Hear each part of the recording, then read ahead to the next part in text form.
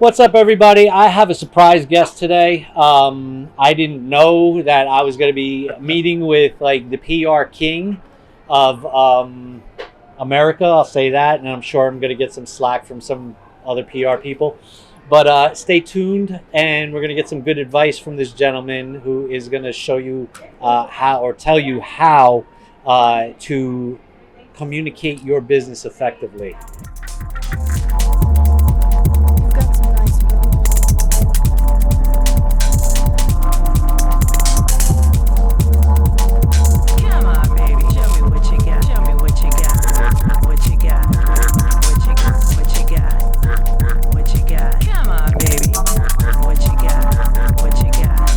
T-minus 10, 9, 8, 7, 6, 5. All three engines up and burning. 2, 1, 0, and liftoff. America will continue the dream. Folks, I am with Adrian Harpool, right? Correct. Harpool, right? Got Yes. it. Okay, I didn't butcher that one. And you are a PR communications specialist, or is there another title? Indeed. Well, at the base of my work, Eric, and it's a pleasure to be with you, I'm a strategist. And I say that because, a lot of people confuse public relations, advertising, promotion. They're all tools, but they're tools to get you somewhere. Right. And so strategy is what you want to use to go to A to Z. It's like we're going to start at point A and want to get to the far end, to the promised land, so to speak. Yeah. And so we, as strategists, help you determine what are the appropriate tools. People talk about advertising and promotion. That can range anything from a flyer Right.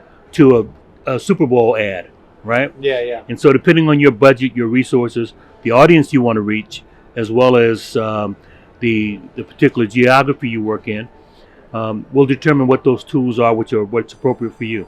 Okay, so yeah, it's the rules that Sun Tzu says is strategy without tactics is the slow road to defeat, and tactics without strategy is basically the guarantee of failure, right? So you need both strategy and tactics in anything you do, and especially in the space of communicating your product or service to the market, whatever that product or service is. I don't care if you're a politician or if you're community leader or if you're selling blue widgets. If you're not using the strategies and you have tactics that allow you to execute with the tools, then you're doing nothing. And so that's your space. Indeed it is. You're 100% right. I mean, a lot of times people will start out with trying to promote a business, and they say, we're just not getting any traction. Right. Sometimes you're using the wrong tools, or you really haven't clarified who your audience is. Right. And what's the best and most effective way to reach that audience. Right. So if you're not clicking, right, yeah, oftentimes that's the case. For sure. Yeah, like we spent about 2 years doing awareness strategies where the deal was we knew who our audience was, but because it was such a wide range, like such a broad range, so our strategy and our tactics were to deploy just awareness, just get the name out there. We knew the audience. We just couldn't, you can't narrow it down. And now we're in this position where we can talk to our audience, right. Like different audience segments. So, and you help guide people to Indeed. do those things. Yeah, if you're talking to everybody, you're talking to nobody. Right. Quite and frankly. at some point, you have to stop talking to everybody and talk to somebody. Yep. Right. So how did you get started in that space? I started out as a kid. I started my first business, I think I was 8 years old. Nice. What was it? I was selling insurance. Wait. 8 years old selling insurance? I was selling insurance. So what I determined was I had a lot of elderly people on my block. Right. And a lot of them had cats and dogs. And I determined, hey, if you die, what's going to happen to your cat or dog? Okay. And so I take care of it. Wow. And basically I said, I'll make sure the dog gets fed. I didn't realize they'd have to live with me, but I just said, I'll feed your dog, I'll feed your cat if something ever happens to you. And a lot of my neighbors thought that was really cute because I went door to door knocking, and I was charging them $5. Holy and cow. basically, now of course I would have been, subscribed to taking care of a dog for the rest of their life, the dog's life, right. For $5. I was 8. It was still, it was innovative, and it was still opportunity, and you found it. I saw what I thought was a need, and I found a way to articulate that. So that was my first business, and that's how I kind of got started. So from there, people said, "Hey, you're really sharp, kid." And then from there I went to selling Boy Scout. I was in the Boy Scouts and was selling cookies, even though Girl Scouts. So it's funny because Girl Scouts, everybody knows do the cookies, right? But I was like, hey, we could sell cookies. And so we started selling cookies. They weren't Girl Scout cookies, but we got boxes of cookies and we sold them. Wow. So yeah, innovation at an early age, and you continue that trajectory of being innovative. And I don't want to use the word I don't think there's anything wrong with the word opportunistic. It's just that society has put a negative spin on it. Yeah, pejorative. But we are opportunistic, like looking for an opportunity and finding it. It's absolutely okay. Yes, indeed. And you've been those things. We've been that thing. So we've worked with a lot of people, from inventors. You talked about earlier, politicians. We've worked with politicians from people who ran for city council to governor. Right. And in fact, we've worked in presidential campaigns. Oh, wow. But we've done a lot of that kind of work. And again, depending upon who the audience is, the resources that the client has, we try to help them find the appropriate message. And again, lots of times that's, if you don't know who you're talking to, you don't know what to say. Right. That's true. And as a business, I'm sure you face those challenges too, where like you want to help everybody if you can, but you can't. Like there just comes a point in your business life and your business cycle that you just don't have you no longer have the capacity. It just makes no fiscal sense to help people who can't afford your services, and that's unfortunate. But there was a time, like I know this, right? We just talked about it earlier, that sometimes we just can't do Joe's Pizza. Right. They're not ready for us. Right. You know what I mean? Indeed. It's not that we don't want to help you, but you're not ready for us. So do you face those challenges? I do often. In fact, I get calls regularly from someone that says, hey, I got this thing I want to do. I talked to a guy Wednesday. I was on a call. A friend said, hey, I've got someone I want you to meet.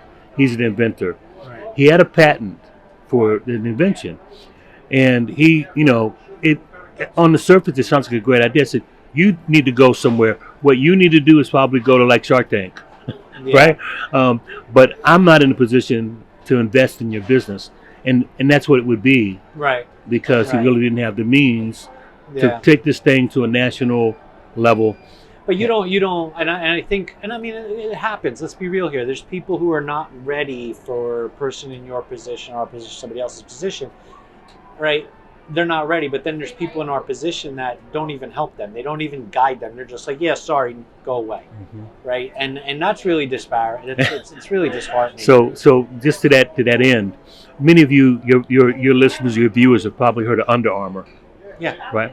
Kevin Plank from Baltimore, which is where I'm based. 20 years ago or so, a guy comes to me, another friend, says, hey, I got this guy. He needs somebody to help him with launching his business. Yeah. He's doing T-shirts.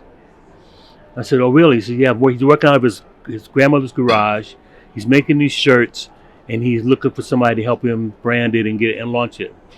And I said, does he got any money? And the guy goes, no, not really. And I said, well, I'm sorry, I don't have time. It turned out to be Kevin Plank. He ended up doing Under Armour.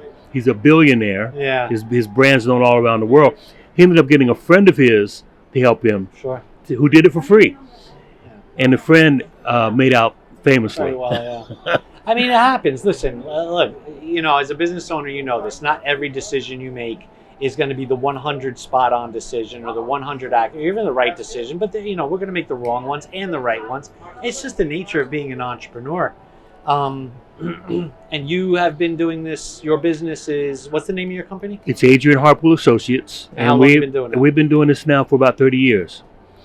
And 30 years. You could find me on Instagram. Best to probably just Google it. Adrian Harpool. AdrianHarpool.com. So look at the photographs. It's the paparazzi out here. Yeah. So you have 30 years. You're in the Baltimore area, you said? I'm based in Baltimore. We work all over the country. We have clients. So that's what I was getting to. Coast to coast. Coast to coast. So somebody who they have their business, they're looking for that communicator, the company that helps them build capacity and strategizes. Doesn't matter where in the country they are. No, I mean, the thing's interesting is that when COVID, of course, we all know, a lot of us got on Zoom, we got on Teams, we found ways to communicate. So now we, even with some of my clients that are in town, we don't even meet in person. Right. So people would rather set up a Zoom. How do you feel about that? It's not ideal for starting a relationship. Yeah. I had a client recently we brought on, and I really encouraged them to, can we meet in person? Yeah. We like to usually do like about a 3 or 4 hour sort of, not necessarily brainstorming, but a curated session to get so we can really flesh out some things. There's no replacement for getting to know somebody, looking them in the eye, shaking their hand. Yeah, that energy is unique. Like you just don't get that energy. You can't replicate that. Once you're in a production meeting, it's a different story. Right. But yeah. So I mean, that's I think that's important, because I do notice, and I'm glad you brought up the whole Zoom thing. I do notice a lot of times people first meeting, they don't want to meet face to face. They want to stay in the comfy office or house or wherever they are. And I don't know that that's the greatest idea in the world. Probably not. I mean, again, if you go back to how business has been done for centuries, right? Since the beginning of time, I guess, when people were, exchanging pelts, exchanging rocks or whatever it was that they did initially, right? Was that human touch, again, looking somebody in the eye. I shook a young man's hand the other day. I met this young man 2 days ago or so at an event. He gave me a really good grip. And I said, that's really great. It tells me a lot about you just from the handshake. And, you can tell a lot about a person when you get to know them. Just like you, for example, like you said, it was a chance meeting, but I was impressed. Now, I will tell you that immediately after we talked, I took a few minutes and went online and looked at your website, and I was even more impressed. And that's why I was glad for you to offer this opportunity. I'm honored to have a chance to talk with you and your guests and your the way I see viewers. it is, anybody who's doing something, entrepreneurship, small business owners, or their capacity to help the communities, small business communities, this is a platform to get the word out. You're helping me by I'm creating content with you here. In turn, the exchanges I try to get. Listen, one day I'll have 2 million viewers. Indeed. Right? And you'll be there. Yeah, well, I'm going to be there even as of today. In fact, I'm going to share this with folks, not just my interview, but I had a chance to look at the website and see some of the other ones. And I think what you're doing is phenomenal. Thank you. There is a gap, an information gap, and people don't know these opportunities you talk about exist. Yeah. The opportunity to do business with the government, whether that's local government, state government, federal government, it's phenomenal. There's tremendous opportunities there. And I think people, any way they can come about that information is a benefit. By any means necessary. I'm waiting to get to some of those events that you've been promoting. Yeah, well, thank you. We're excited to have you come to them, and we have that on our website, but we're really talking about you at the moment. But I appreciate the plug you're giving us and the kudos. But we want to see, businesses reach out and learn from other businesses and professionals and subject matter experts and access those resources. And you are a resource. You might be somebody that this is my fee per hour, but at the end of the day, if they call you up and you do an evaluation on their business and you can say to them, you're ready for me or you're not ready for me. If you're not ready for me and you're sending them somewhere that they can use that, then you are a resource. Right. Well, I'm going to give you one resource right now. And unfortunately, the name of the author won't come to me immediately, but people can look this book up. It's called Take a Stand for Your Brand. Take a Stand for Your Brand. Yep. Okay. And get that on Amazon or a bookstore if you can find one. But it's a tremendous book that will really give people so what we'll do is we'll look it up and we'll put it in the link description below so people can check it out. And so I assume you've read that book. Yeah, I've read it, and I've given it to dozens of people. Take a Stand for Your Because brand. Sometimes people can't afford, again, to hire a consultant. Yeah. But there's some really great information there that helps you figure out who you are, how you're presenting yourself to the world. Right. And again, like I said, trying to talk to everybody, you're talking to nobody. You can't be everything. If you're everything, you're nothing. Yeah. Right? So it really helps you to really hone in on how do you really determine what it is you do, how what you do is different than your competition, how to put yourselves in front of people and get folks to say yes. Get folks to say yes. Listen, that's what we want. We want everybody to say yes to services, to success, whatever it is, because if we're all successful and we're all doing really well. Indeed.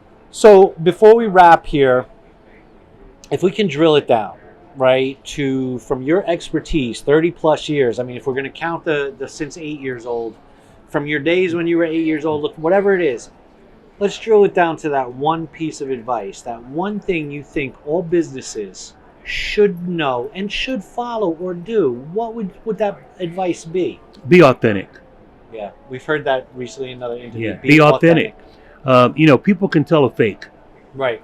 And not only that, but sometimes people will fool themselves No, that's into okay. I didn't even believing, think of that. right? They fool themselves into believing they make up a persona and they want to be that, right? Right. But in the long run, people can see through that, and it won't hold up well, No, it right? doesn't. It And doesn't. so if you be yourself, like for example, I have a hat on today, Yeah. and I would, if I knew I was going to do an interview, I probably would not. But I didn't get a haircut. It's a bad hair day.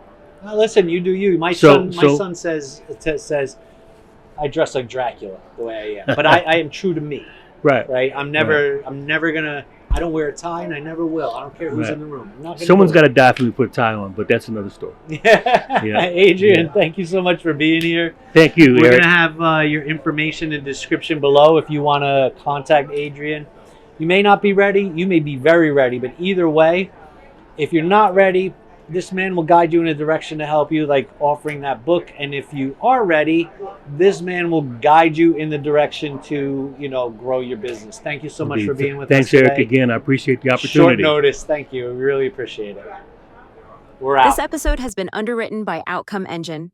What sets Outcome Engine apart from other companies is they put people and creativity at the forefront of everything they do. Their holistic approach is about more than just technology. They create strategies that include the best tech, the smartest planning, and the brightest minds to help your business flourish. Outcome Engine believes technology serves humanity. Collaboration is their cornerstone, and every day is an opportunity to do work that matters with people who truly matter. Outcome Engine does more than help your business grow. They turn your business into a growth engine. For more information, visit their website, outcomeengine.io.